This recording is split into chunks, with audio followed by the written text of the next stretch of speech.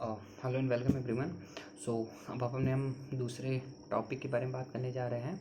तो होपफुली आपको petrol engine और डीजल इंजन में क्लियरिटी आई होगी। पेट्रोल इंजन और डीजल इंजन का मैंने एग्जांपल लेके बताया था, फिर इसका मैं डिफरेंस भी बता दूंगा आपको। ठीक है, तो ये इंजन वर्क कैसे करता है पेट्रोल इंजन और डीजल इंजन में, मैंने इसको बताया था। अब बात करते हैं 2 स्ट्रोक और 4 स्ट्रोक की।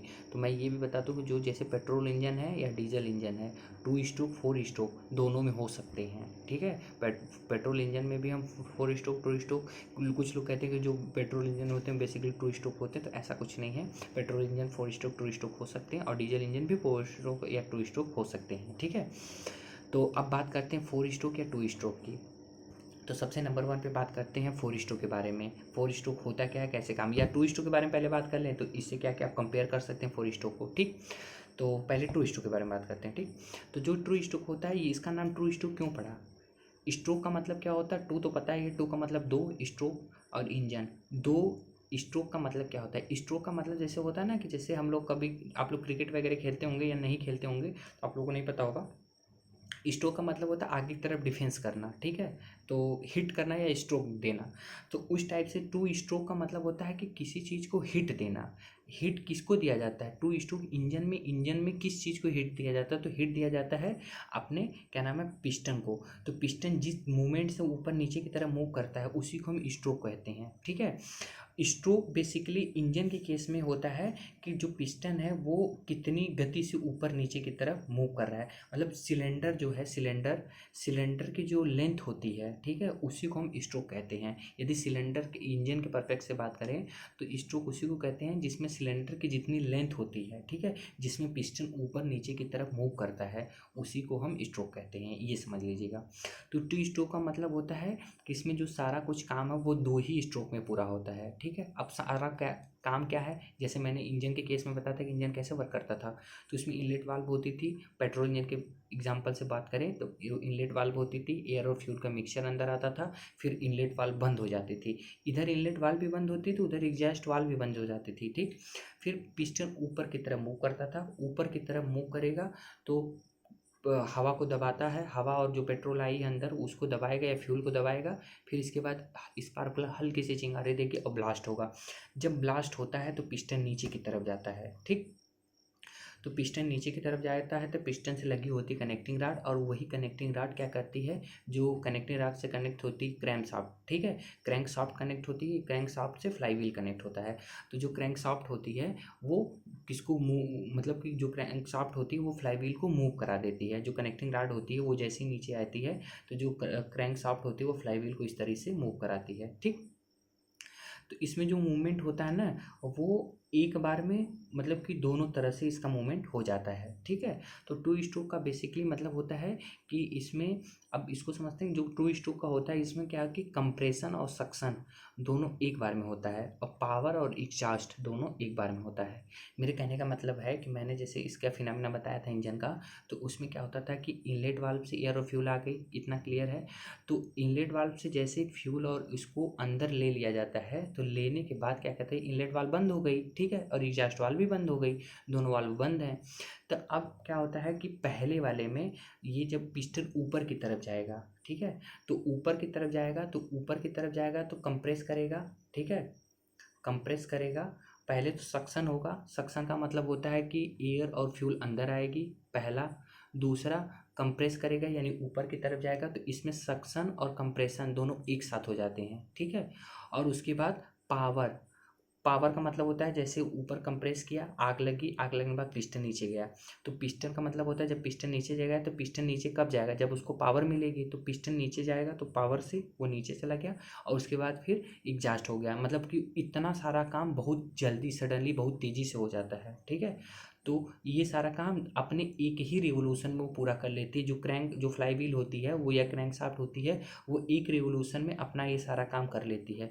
मेरे कहने का मतलब ये समझिए कि एयर और फ्यूल को लेना और एयर और फ्यूल को कंप्रेस करना, दोनों एक रिवोल्यूशन में पूरा होता है, ठीक है।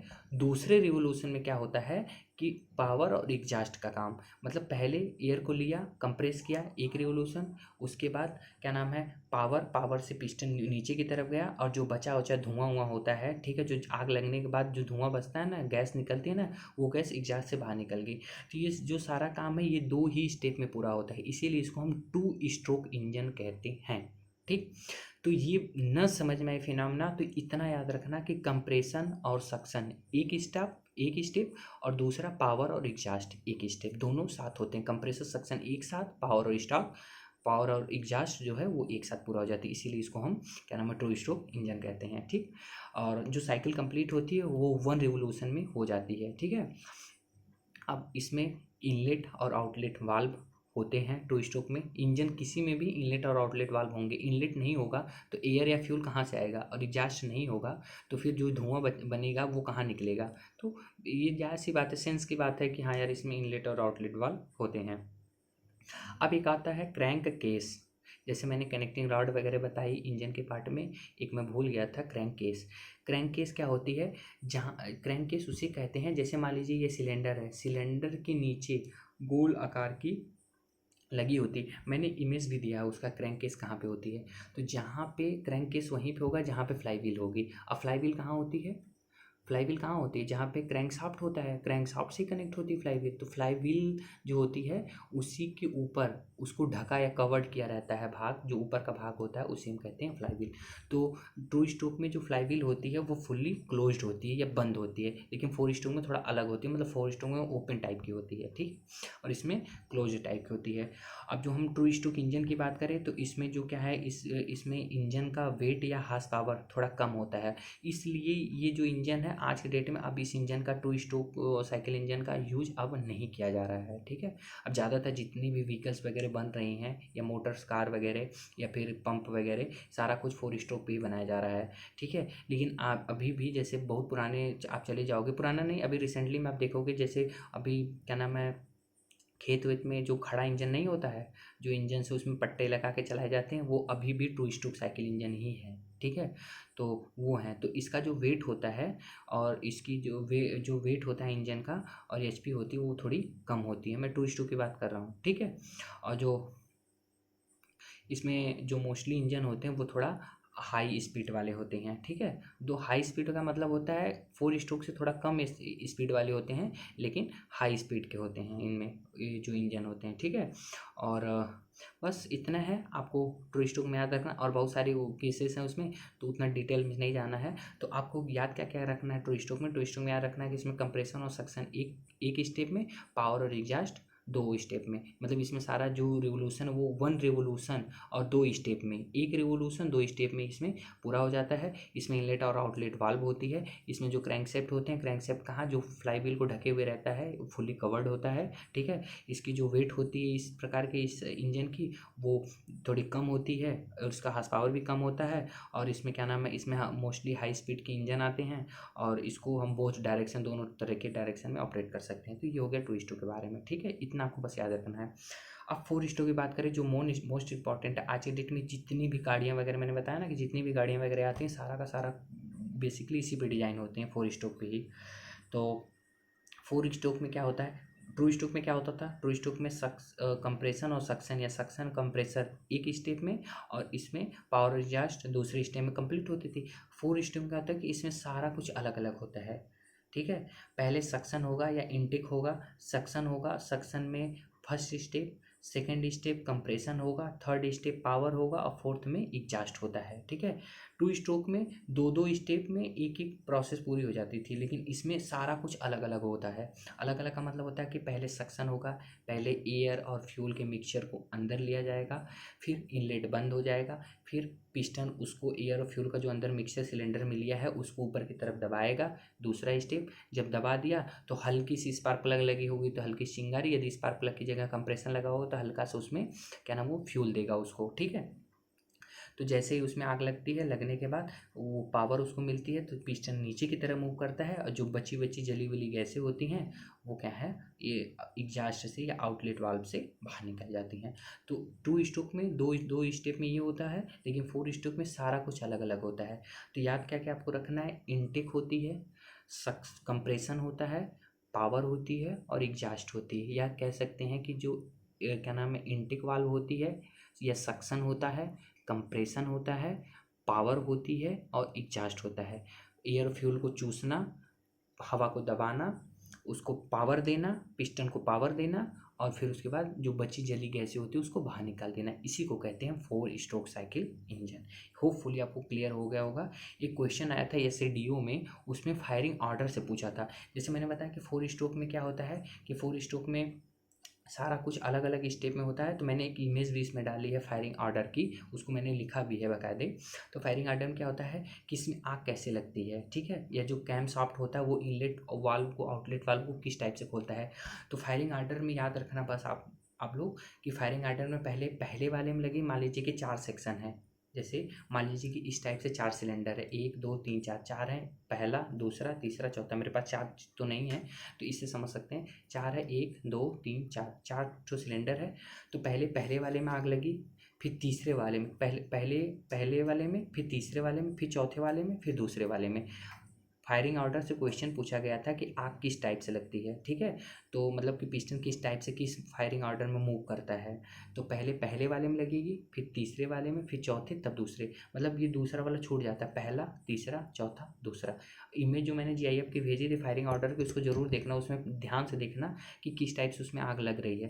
पहला तीसरा चौथा दूसरा, पहला तीसरा चौथा दूसरा, इस टाइप से उसमें आग लगती है। मतलब 4 स्ट्रोक इस टाइप से वर्क करता है। पहले पहला पिस्टन नीचे जाएगा, ठीक है, फिर उसके बाद तीसरा जाएगा, फिर चौथा जाएगा, फिर दूसरा जाएगा, पहला तीसरा चौथा दूसरा, ठीक। इस टाइप से फायरिंग ऑर्डर इसकी होती है।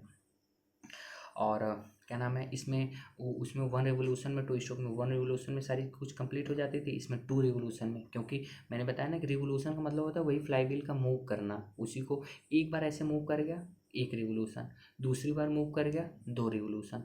तो 2 रिवोल्यूशन का मतलब होता है 4 स्ट्रोक में 2 रिवोल्यूशन, और 2 स्ट्रोक में 1 रिवोल्यूशन में सारा काम हो जाता है। 4 स्ट्रोक में सारे कुछ चारों प्रोसेस अलग अलग होती हैं, 2 स्ट्रोक में दो प्रोसेस एक साथ हो जाती हैं, ठीक।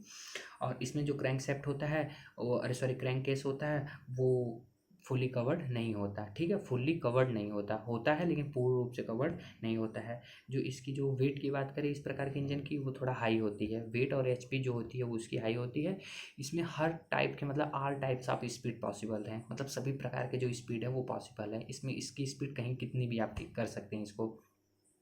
और क्या नाम है, ये एक ही तरफ के डायरेक्शन में मूव करता है। तो होपफुली आपको 4 स्ट्रोक 2 स्ट्रोक साइकिल इंजन समझ में आया होगा, पेट्रोल इंजन और डीजल इंजन भी समझ में आया होगा, ठीक है, ये है।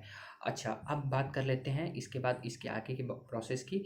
अब सर आप बता दिए कि ये तो समझ में क्लियर हुआ कि एयर और फ्यूल आया, आग लगी, सारा प्रोसेस हुआ।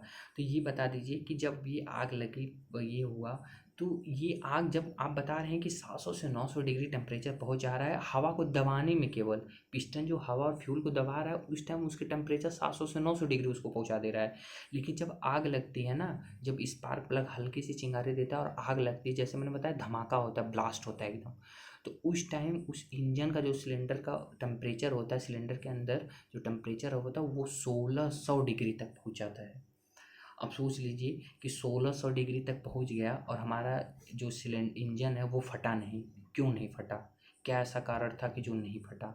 तो उसके पीछे मैं कारण बताओ। तो जैसे आप लोग एक मोबिल शब्द सुने होंगे, ठीक है, लुब्रिकेटिंग ऑयल होता है मोबिल, वो इसलिए उसको दिया जाता है। मोबिल का 2 काम होता है, एक होता है जो पिस्टन को स्मूथ चलाता है, जैसे पिस्टन सिलेंडर में ऊपर नीचे होगा तो घर्षण भी तो लगेगा, तो उसको स्मूथ करने के लिए मोबिल दिया जाता है। जैसे कि मोबिल के सहारे वो पिस्टन ऊपर नीचे आसानी से, जैसे मोबिल बहुत चिकना होता है ना, तो चिकनी चीज़ों पर चीज़ें आसानी से मूव करती हैं, घर्षण नहीं लगता, घर्षण बल कम हो जाता है। तो वही मोबिल का काम एक तो वो है, दूसरा है कि जो अंदर की टेम्परेचर है उसको भी कम कर देता है, ठीक। तो जब ये हवा को 700 से 900 डिग्री दबा रहा है, उसके बाद जब ब्लास्ट हो जा रही है तो उसका टेम्परेचर 1600 डिग्री पहुंच जा रहा है। तो उस केस में इंजन को ठंडा होने के लिए, ठंडा करने के लिए, ठीक है, आप लोग बहुत सारे लोग अपने कार वार में देखे होंगे कि बहुत सारे लोग पानी को डालते हैं, या शादी वादी में जनरेटर आता था, जनरेटर के आगे रेडिएटर लगा होता है, उसमें हम पानी को डालते हैं। ये क्यों डालते हैं? कि जिससे कि इंजन की जो एक्सटर्नल जो वो बॉडी है वो ठंडी रहे, ठीक है, जो इंजन वो हमारा फटने से बच जाए। यदि मान लीजिए कि वो उसको हम कूल नहीं करेंगे, इंजन को कूल नहीं करेंगे ना, तो वो इंजन फट जाएगा। जैसे होता क्या है कि देखते होंगे कि बहुत सारे लोग एक्सीलेटर को इतना दे देते हैं, बाइक में इतना दे देते हैं कि इंजन आवाज़ अजीब तरीके का करता है। तो वो ये सारे कुछ नहीं, ये थोड़ी सी दिक्कत होती है वहाँ पे। तो वहाँ पे उस दिक्कत से बचने के लिए इंजन मतलब कि उसको साइड से मतलब कि एयर दिया जाता है, ठीक है, या टेम्परेचर को रिड्यूस करने के लिए एयर कूल्ड या वाटर कूल्ड इंजन बनाए जाते हैं। एयर कूल्ड इंजन वो होते हैं, जैसे एयर कूल्ड जो जितनी भी इंजन बाइक्स वगैरह में व्हीकल्स में यूज किए जाते हैं उसे हम एयर कूल्ड बोलते हैं। ये हवा से ठंडे हो जाते हैं, ठीक है। और कुछ इंजन ऐसे होते हैं जो वाटर कूल्ड होते हैं, जो पानी से ठंडे किए जाते हैं। तो बाइक वगैरह में याद रखना, बाइक में कभी पानी नहीं पड़ता ना, वो बाइक में जो इंजन बनाया जाता है, कभी आप लोग घर पे बाइक होगी तो आप उस पे जहाँ वहाँ पे जाके देखिएगा कि जैसे ये सिलेंडर होता है, सिलेंडर के अंदर धसा धसा कटा कटा भाग होता है, जो वो बीच में स्पेस होती है ना, वो एयर को अंदर लेने के लिए होती है। आप सब नहीं समझ पा रहे होंगे तो मैं फ़ोटो भी डाल दूंगा। जो जैसे इंजन हो गया, इंजन के अंदर ना ये धसा धसा धसा धसा भाग होगा, ठीक है, अंदर धसा धसा भाग होगा। वो क्या करता है, वो इंजन को ठंडा रखने में मदद करता है, वो इसीलिए उसको एयर कूल्ड कहते हैं। एयर कूल्ड मतलब एयर कूलर टाइप का काम करता है। और कुछ इंजन ऐसे होते हैं जो वाटर कूलर होते हैं, ठीक है। अब बात कर लें कि वो कितनी एनर्जी यूज करता है। तो एनर्जी की यदि टोटल ओवरऑल बात कर लें तो एनर्जी जो होती है वो 40% एटमॉस्फेयर में चली जाती है, 30% एयर उसको रिमूव कर देता है, ठीक है। जो उसकी हीटिंग है 40% तो वो साइलेंसर से बाहर निकल गई, ठीक है। और 30% जो होता है वो एयर ने ले लिया, और बाकी जो 30% बचा होता है एनर्जी, वही पिस्टन यूज करता है, ठीक है। बाकी 40 और 30 यानी 70% एनर्जी वेस्ट हो जाती है। अब मान लीजिए कि इसको हम 100% एनर्जी पिस्टन को ही दे दें तो हमारा सिलेंडर फट जाएगा। तो उस केस में केवल व केवल 40% ही एनर्जी उसको दी जाती है। तो ये सारी चीज़ें इसमें इसकी थी, ठीक है। वाटर कूल्ड इंजन में क्या नाम, वही मैंने बता दिया। उसमें रेडिएटर होता है। रेडिएटर का बेसिकली काम ये होता है कि ये जो क्या नाम है, जैसे मान लीजिए कि वाटर कूल्ड में बात कर रहा हूँ, रेडिएटर का बेसिकली काम ये होता है। रेडिएटर में पानी क्यों डालते हैं? पानी इसलिए डालते हैं कि जैसे मान लीजिए कि पानी हम डालें, एक बार इंजन को उसने ठंडा कर दिया, तो जब एक बार किया, दो बार किया, तो वो पानी भी एक टाइम ऐसा आएगा कि वो भी तो गर्म हो जाएगा। जैसे मान लीजिए एक बार इंजन को ठंडा किया, दो बार इंजन को ठंडा किया, तीन बार इंजन को ठंडा किया, एक टाइम ऐसा आएगा जब ज़्यादा टाइम तक चलेगा इंजन, तो उस टाइम वो रेडिएटर भी, रेडिएटर जो उसका पानी है जो इंजन के चारों तरफ सर्कुलेट कर रहा है, वो भी गर्म हो जाएगा। तो उस गर्म पानी में से भी वो क्या नाम है, हीट को निकालने के लिए, गर्मी को निकालने के लिए हम रेडिएटर का यूज करते हैं। तो रेडिएटर कह सकते हैं removal of heat water from hot water, या removal of heat from hot water. Hot water या गर्म पानी से हीट को निकालना किसका काम है? रेडिएटर का काम है। एक होता है गवर्नर। गवर्नर जिसमें हम क्या नाम, गवर्नर उसे कहते हैं जो क्या नाम है, इंजन की स्पीड को कंट्रोल करता है, ठीक है। तो ये सारा कुछ आपको क्लियर होपफुली हुआ होगा। तो पार्ट में मैंने सारा कुछ उसमें पार्ट में बता दिया। एक होता है सेंग्विन। सेंग्विन मतलब होता है कि ये जो एयर होती है ना, सिलेंडर के अंदर की एयर होती है, उसको बाहर कर देता है, बस इतना है, जिसको हम सेंग्विन्स कहते हैं। उसमें दिया होगा आपके, उसमें पढ़ लीजिएगा जो पीडीएफ है, ठीक है। और बोर और स्ट्रोक की बात करें तो बोर और स्ट्रोक किसे कहते हैं? बोर किसे कहते हैं, जो ये देखिए इस ये समझ लीजिए, बोर इसे कहते हैं। बोर का मतलब होता है, मान लीजिए ये सिलेंडर है, ठीक है, सिलेंडर गोल होता है ना, तो सिलेंडर मान लीजिए, सिलेंडर का जो ये वाला पार्ट देख रहे हैं ना, यहाँ से सिलेंडर का ये वाला पार्ट, ऊपर का पार्ट, ठीक है, इसकी जो डायमेंशन होती है, ये जो इसकी लेंथ होती है, उसी को हम बोर कहते हैं, ठीक। तो सिलेंडर के इस वाले पार्ट को, ये वाला, जैसे ये मान लीजिए ये सिलेंडर ऐसे मैंने उल्टा करके रखा है, तो सिलेंडर का ये वाला पार्ट क्या है? ये है बोर, ठीक। और स्ट्रोक किसे कहते हैं? स्ट्रोक मैंने बताया सिलेंडर की लेंथ। सिलेंडर की लेंथ यानी सिलेंडर की लंबाई कितनी है, सिलेंडर की जितनी लंबाई होगी इसी को हम स्ट्रोक कहते हैं, क्योंकि इसी में पिस्टन ऊपर नीचे घूमता है ना, तो इसे हम लेंथ कहते हैं या स्ट्रोक कहते हैं। और बोर किसे कहते हैं? ये तो क्वेश्चन में आता है कि स्ट्रोक और बोर का रेशियो ठीक है। जो सिलेंडर का जैसे ऊपर वाला भाग देख रहे हैं उसे हम TDC कहते हैं, और जो सिलेंडर का नीचे वाला भाग है उसे हम BDC कहते हैं। तो क्वेश्चन में आता है स्ट्रोक और बोर का रेशियो कितना होना चाहिए, तो स्ट्रोक और बोर का रेशियो 1 से लेके 1.45 तक होनी चाहिए। ट्रैक्टर में यदि बात करें स्ट्रोक बोर रेशियो, तो ट्रैक्टर के केस में 1.25 तक, ये याद रखना सीधा डेटा है कि ट्रैक्टर केस में 1.25 तक क्या नाम है स्ट्रोक बोर रेशियो होता है। और होना कितना चाहिए, ऑन एन एवरेज 1 से लेके 1.45 तक स्ट्रोक बोर रेशियो होता है। ठीक है। बोर का मतलब वही है डायमीटर ऑफ सिलेंडर, और स्ट्रोक का मतलब होता है linear distance travel by piston from TDC to BDC। ठीक है। वही TDC से BDC जब जाएगा ऊपर तो इसी को हम स्ट्रोक कहते हैं, और डायमीटर ऑफ सिलेंडर, सिलेंडर की जो परिधि होती है, जो ये वाला भाग होता है, उसी को हम बोर कहते हैं। तो ये हो गया। एक होता है सेफ्ट वैल्यूम। सेफ्ट वैल्यूम का मतलब होता है कि volume displace by piston or one stroke is known as swept volume. तो स्वेप्ट वैल्यूम इतना ज़्यादा इंपॉर्टेंट नहीं है। 3 टर्मोलॉजी हैं, IHP है, BHP है, FHP है। ठीक है। तो IHP क्या होती है, BHP क्या होती है, FHP क्या होती है। IHP का मतलब होता है कि total power produce inside cylinder engine. ठीक है। जितनी भी पावर पिस्टन के द्वारा रिसीव की जाती है, जितनी भी पावर पिस्टन को मिलती है, और उस पावर से जितनी भी पावर मतलब इंजन को मिलती है, मशीन को मिलती है, उसी को हम IHP बोलते हैं।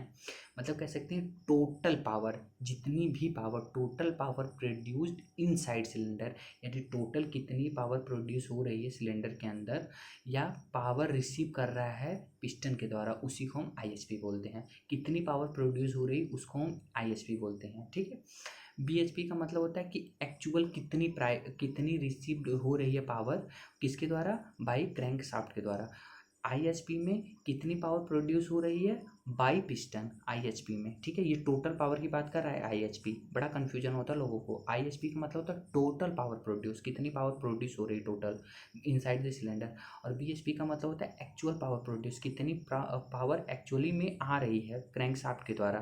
ठीक है। उसे हम BHP कहते हैं। इसको हम डायनमोमीटर से मेजर करते हैं। BHP को डायनमोमीटर से मेजर किया जाता है। और FHP का मतलब होता है power loss due to friction while transition from piston to crankshaft. FHP का मतलब होता है, कभी कभी इसका सबसे अच्छा एग्जांपल हम समझ लेते हैं। एग्जांपल में वही है, बाइक खड़ी है, लेकिन बाइक को आपने ऑन किया है, चल नहीं रही है, गाड़ी खड़ी है, ठीक है, आपकी व्हीकल्स खड़ी है, लेकिन वो आपने उसको चाबी लगा के इंजन को स्टार्ट किया है। तो जब वो इंजन स्टार्ट होगा तो मतलब कि पिस्टन काम नहीं करेगा, लेकिन क्या नाम है उसमें सारा प्रोसेस तो अंदर होगा। तो उसमें क्या है कि बाइक चल भी नहीं रही है, उसकी एनर्जी भी लॉस हो रही है। ठीक है।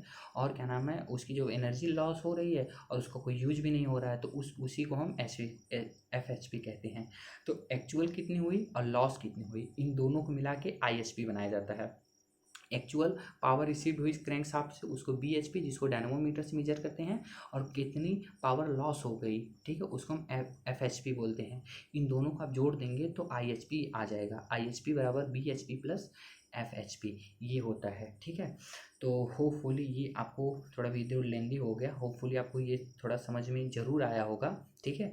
अब आपका काम ये है कि PDF को खोलिएगा, PDF में डीजल इंजन, पेट्रोल इंजन के बारे में पढ़ लीजिएगा, और 2 स्ट्रोक और 4 स्ट्रोक के बारे में पढ़ लीजिएगा। ठीक है। और उसके बाद एक दिया होगा डेटा जिसमें पेट्रोल इंजन, डीजल इंजन, इसकी क्या नाम है, इसकी कितनी मोरल इफ़िशियंसी होती है, थर्मल इफ़िशियंसी होती है, उसको भी पढ़ लीजिएगा। तो होपफुली आपको अब इंजन में कोई प्रॉब्लम नहीं होगी। यदि आपको अब इंजन में किसी भी तरीके की प्रॉब्लम है तो प्लीज़ मुझे अपना क्या नाम पर्सनल मैसेज या पर्सनल डाउट कहिएगा, जिससे मैं उसको और अच्छे तरीके से रिजॉल्व कर सकूँ। Okay, thank you so much and take care all of your self.